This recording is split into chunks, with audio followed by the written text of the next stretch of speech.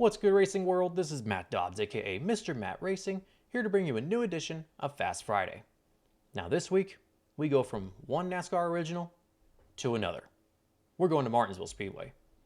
Trucks are off this week, but I gotta tell you, we're gonna be looking at some pretty good racing, I hope, from the O'Reilly Auto Parts Series and the Cup Series. So let's just get right down to it. Starting as always is the O'Reilly Auto Parts Series.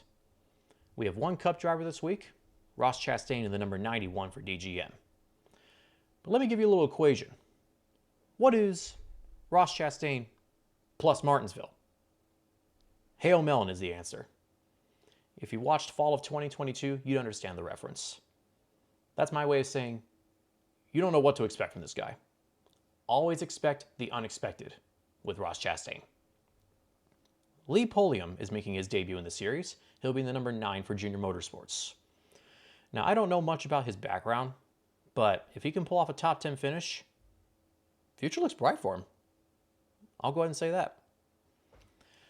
But when it comes to JR Motorsports as a whole, my question is, will they continue their hot streak?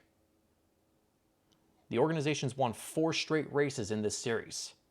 Shane Van Gisbergen at Circuit of the Americas, Justin Allgaier at Phoenix, Kyle Larson at Las Vegas, and Justin Allgaier at Darlington.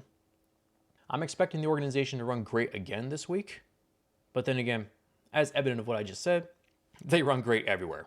Let's face it, you're always going to have to deal with a JR Motorsports car this season.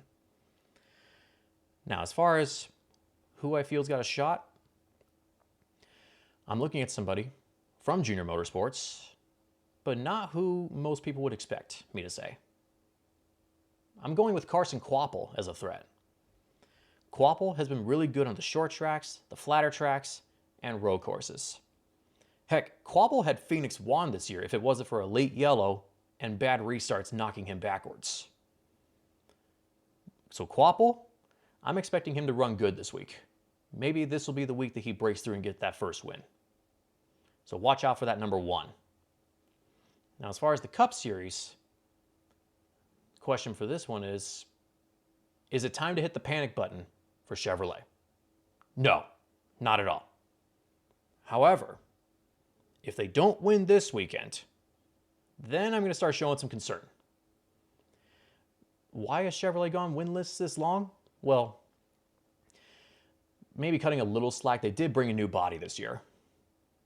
And from comparison thought, 2018, they also brought a new body.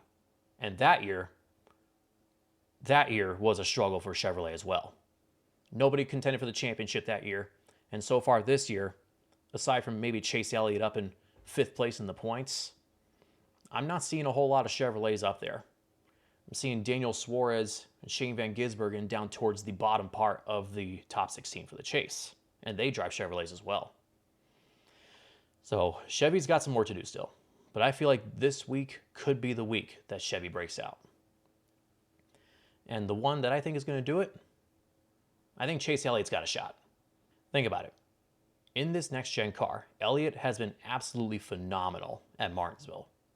Hard to believe he's never won at that track in this car. And it's hard to believe that he only has 1 win lifetime at Martinsville. Let me write off his last 4 finishes at that racetrack. 3rd, 2nd, 4th, 3rd. This past fall was the first time that Elliott didn't lead laps at Martinsville since spring of 2023. He's always up there, I'm telling you. He is always up there. Now, with that being said though, with the 750 horsepower package and the softer tire from this past fall's race making a return this week, will it affect Elliott's drivability a little bit? Possibly. I mean, how many times have we seen races in which Elliott has struggled to keep the rears on his car and he fades in the long run because he's got no rear grip left? If he can take care of his tires well enough this week and qualify better on Saturdays, last week was a start, but if he qualifies better consistently on Saturdays, look for Elliott to be a serious contender this week. But I want to know what you guys think. Who do you think has a strong chance to win Martinsville this week? Let me know down in the comments below. While you're at it, leave a like, share this video, subscribe for more content, and don't forget to hit that little bell right there to be notified of when I upload. Until then, see you on the road.